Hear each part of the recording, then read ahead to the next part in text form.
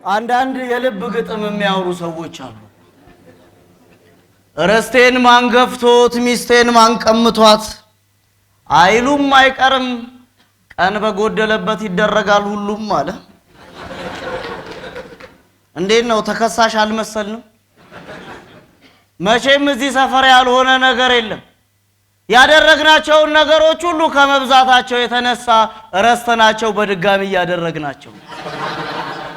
ይሄው እኔም ወግ ደርሶኝ ተከስሼ ታስሬ ፍርድ ቤት የመዶሻ ድምጽ ሰማሁ። መንፈስሻ ምን እንዳለች አልሰማችሁም እንዴ? ቆይ ለምንድን ነው ፓርላማ ሲያልቅ መዶሻ የሚመታው ሲባል ያው የተኙትን ለመቀስቀስ ነው።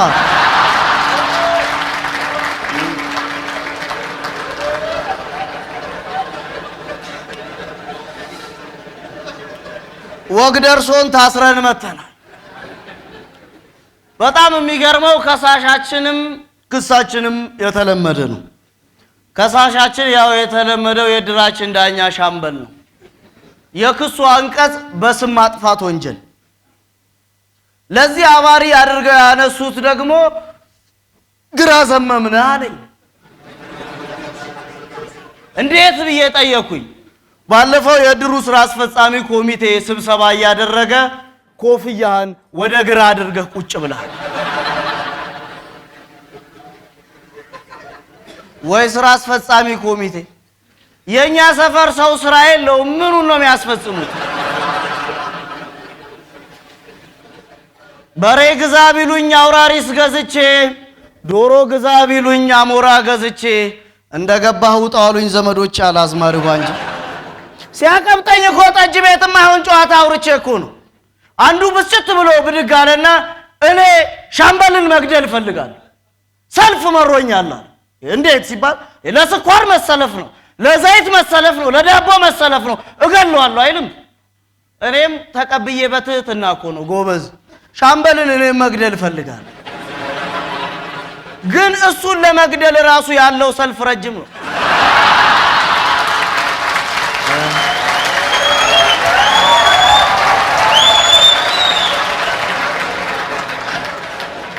ታዲያ የሰምቶ ነው ሻምበል ጋቺ ጨዋታ ደርሳ እኮ ነው አዋክቦ እስር ቤት ተመስገን ነው መቼም።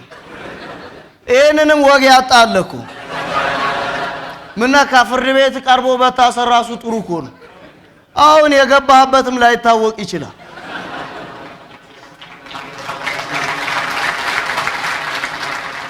ፈጣሪ ሲረዳኝ በስም ማጥፋት አደረገብኝ እንጂ በዘር ማጥፋት ቢያደርገው የት ልገባ ነው?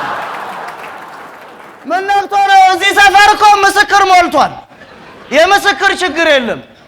አንዱ ፍርድ ቤት አይቻለሁ ብሎ ሊመሰክር የምስክር ቦታ ይዛል። ዳኛ ይጠይቃሉ።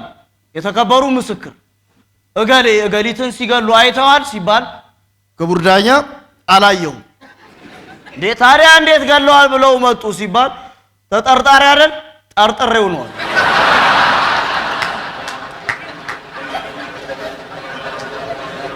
የክስ ችግር የለም።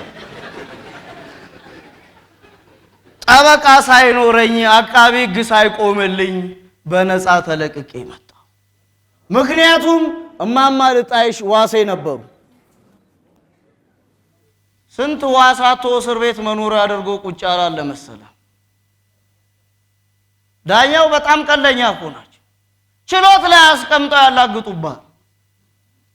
በነፃ በዋስ እንዲለቀቅ አቶ ደስታ አስመላሽ የ15,000 ብር የመንግስት ደሞዝተኛ ዋስ ያስፈልጋል አይሉም? እማማ ልጣይሽ ጎንበስ ብለው ክቡር ዳኛ ከርሶ ውጭ ይሄን ገንዘብ የሚያገኛለ?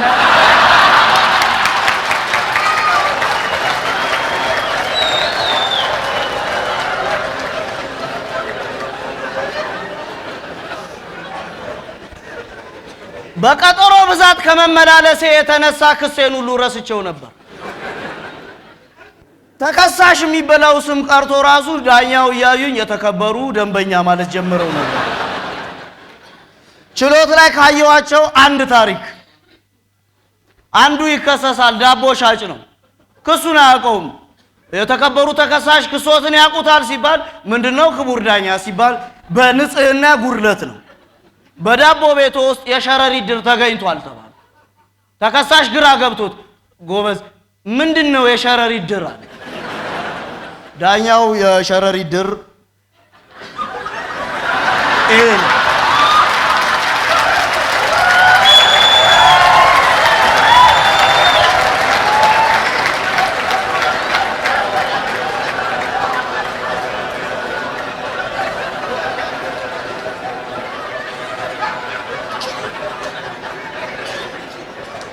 ይቀጥልና ሌላ ችሎት ደግሞ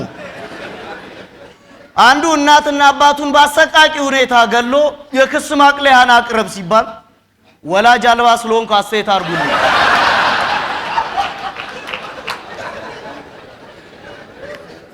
ህሊና በስም ብቻ ቀርቷል። እንደው ሌላው ይቅር ሰላም እንኳን ሚኒስቴር ሆኖ ይቅር።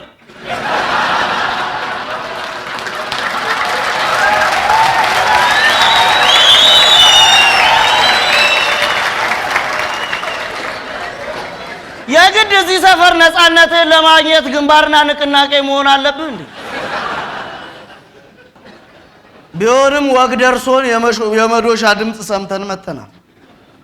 ሻምበል ቢሰካለትማ ሊያዋርደኝ ነበር፣ ከስራዬ ሊያስተጓጉለኝ ነበር። ነገር ግን በቀጥታ ስርጭት እስር ቤት ያሉትን ፍራሾች አድሼላቸው መጣ።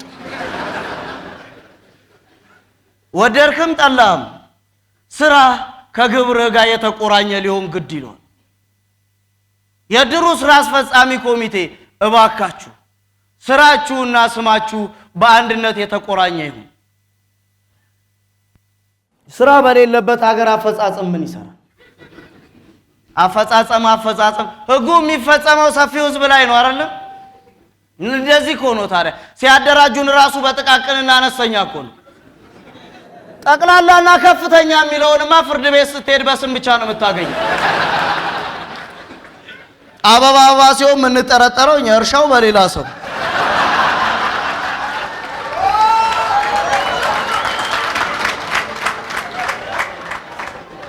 ወግ ደርሶን ታስረን መጣን። ለምን ይመስላል? ስምህ ከግብር ጋር የተቆራኘ መሆን አለበት እምልህ። እኛ ሰፈር ስምና ስራዋ የተቆራኘች ሴት እትዬ ፀሐይ ብቻ ነች። ጠዋት ወጣ ማታ ነው የምትገባው። የማማልጣይሽ ሌባው ልጅ መንፈስ እኮ መጀመሪያ ስሙ በእውቀቱ ነበር። ስናየው ስራው ከስሙ ጋር የተያያዘ አይደለም። ስለዚህ ተነጋገርን፣ ተሰበሰብንና በልኩ ስሙን ሰፍተን ሰጠነው። መንፈስ ተባለ። መንፈስ ትክክለኛ ስሙ ነው የሚገባ ወደ ኋላ ዞር ብለህ ታሪኩን ስታይ ነው። መንፈስ ቀላል ሰው አድርገዋል እንዴ? በአሁኑ ራሱ እኔ የምለው ኢትዮጵያ መች ነው የአፍሪካ ዋንጫ የምታዘጋጀው ሲባል ጠጅ ቤት ብድግ ብሎ ስብሰባ አይበቃትም?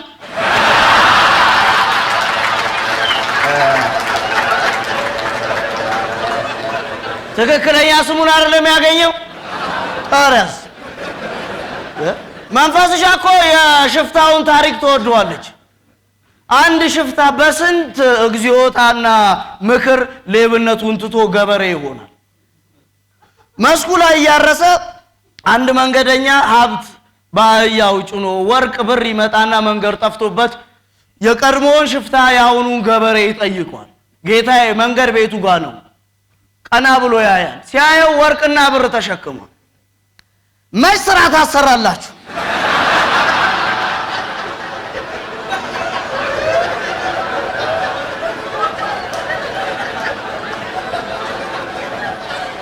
የረሳነውን እኮ ነው የምታስታውሱናል።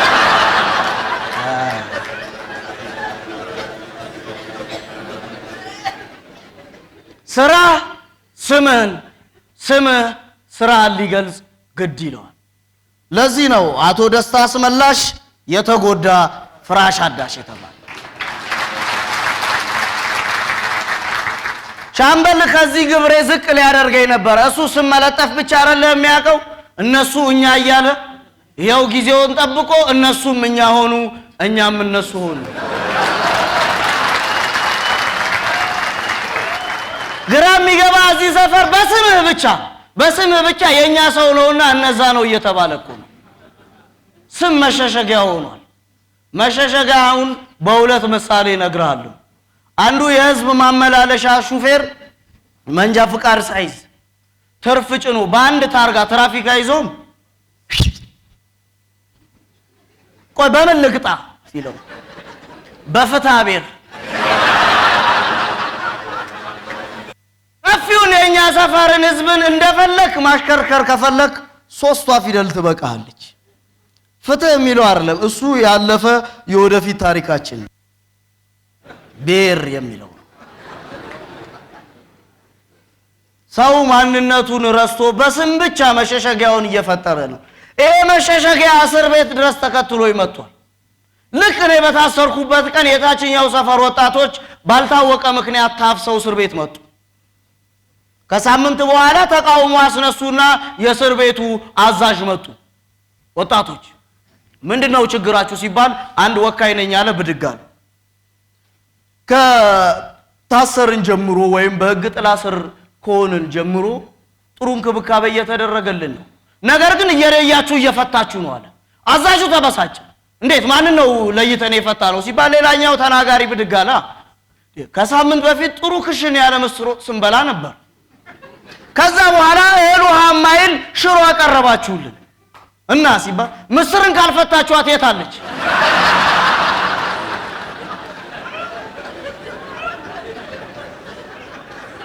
ሌላ ትርጉም አላት እኮ እቺ ሻምበል ጋር ስትደርስ የማንነት ጥያቄ የሚል ማረግ ትይዛለች። መሸሸጊያቸውን አየህ።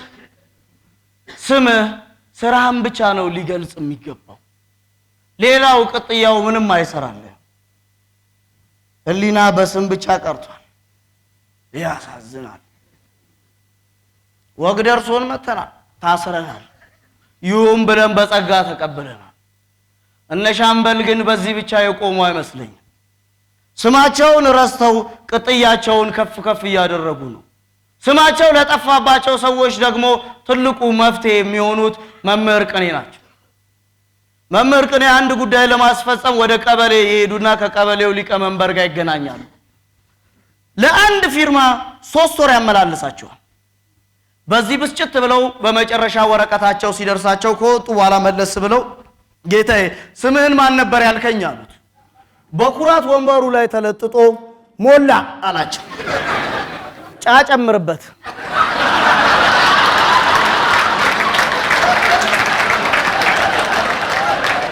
ማይስተዋቸው ትልቅ ስብሰባ ላይ አጃቢዎቹን ይዞ አገኛቸው። መምህር ቅኔ ልክ እጃቸውን አውጥተው ካወሩ በኋላ ምን ቢላቸው ጥሩ ነው? ልፋ ያለው ቆዳ የመምህር ጫማ ይሆናል አይላቸው? አቅማ ቆዳ ካለፋ ውበት እንደማይኖረው መምህር ቅኔም የዋዛ ሰው አይደሉም። በምሳሌ ጠቅ አደረጉት። አንድ አሽከር አሉ ማይኩን ተቀብለው አንድ አሽከር መቋቋሚያ የሆነው ዘንድ ከጌታው አንድ እርጉዝ ላም ይሰጣል። ጥሩ ዘር ነበረችና መዋለድ ትጀምራለች። ታዲያ አንድ ቀን አሽከሩ መጣ። ጌታው ከብት እንድንቋጠር ፈልጋለሁ አይላቸው? ደንግጠው ከኔ ጋር አሉት። አዎ እሺ እንቋጠር አላቸው። መስክ ላይ ወጥተው አጅሬ መቁጠር ጀመረ። እርሶ ብርሃኔን ሰጡኝ፣ ብርሃኔ ኩራዜን ወለደች፣ ኩራዜ ፋኖሴን ደገመች፣ ፋኖሴ መጋላን እያለ የሱን በአንድ ጥግ አደረገ። እርሶ ለገሌ ሰርግ 20 ከብት ሰጡ፣ ለገሌ ዝን 30 ሰጡ እያሉ የሳቸው በጣት የሚቆጠሩ ቀሩ። ጨረስክ? ልቁጠር አሉት። ቁጠሩ አላቸው። ልቁጠር ካስፈለገ ምስክር እንጠራለን አላቸው። ግድ የለም ልቁጠር ሲሉት አዎ አንተ አንድ አሉት። በቃ እንደዚህ ስማቸውን ሲረሱና በጠፋ ስማቸውን እያስታወስ በራሳቸው ስም መጥራት።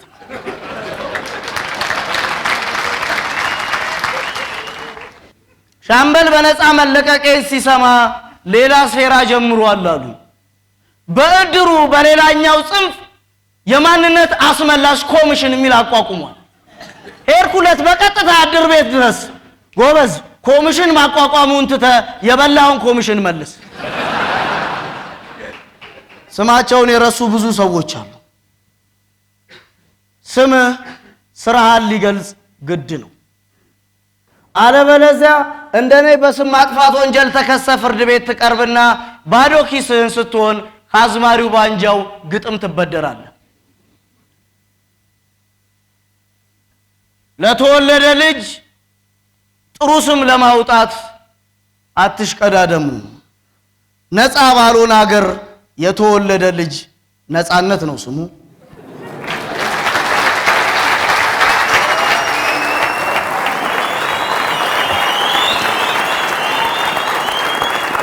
ሁሌም እንደማረሳው እንደማንዘነጋው መሪ ቃል በነፃ ሐሳብና በሰከነ መንፈስ ኢትዮጵያንና ኢትዮጵያዊነትን እናድምቅ